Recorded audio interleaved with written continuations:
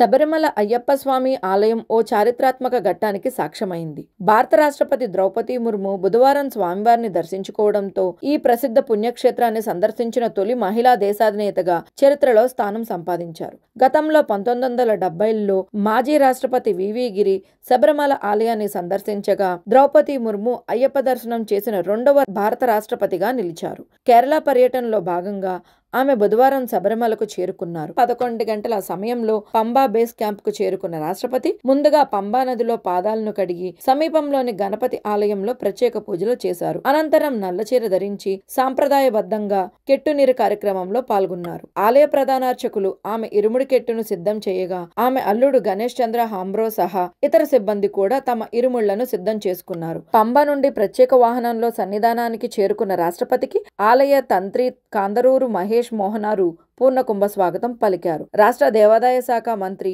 VN Vasavan సహా పలువురు అధికారులు ఆమెకు స్వాగతం చెప్పారు. అనంతరం ద్రౌపది ముర్ము పవిత్ర ఇరుముడిని తలపై మోసుకుని 18 పవిత్ర మెట్లను ఎక్కి అయ్యప్ప స్వామిని దర్శించుకున్నారు. ప్రధాన అర్చకులు ఇరుముడిని స్వీకరించి ప్రత్యేక పూజలు నిర్వహించారు.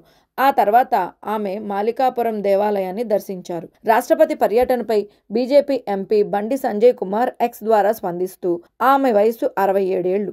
ఏ నియమాన్ని ఉల్లంఘించలేదు, ఏ విశ్వాసాన్ని దెబ్బతీయలేదు, కేవలం గౌరవించారు. ఇరుముడితో అయ్యప్పను దర్శించుకున్న తొలి రాష్ట్రపతిగా నిలిచారు అని తెలిపారు. భక్తి నిశ్శబ్దంగా నిలిచే శక్తి అని ఈ సందర్శనం మరోసారి గుర్తు చేసింది.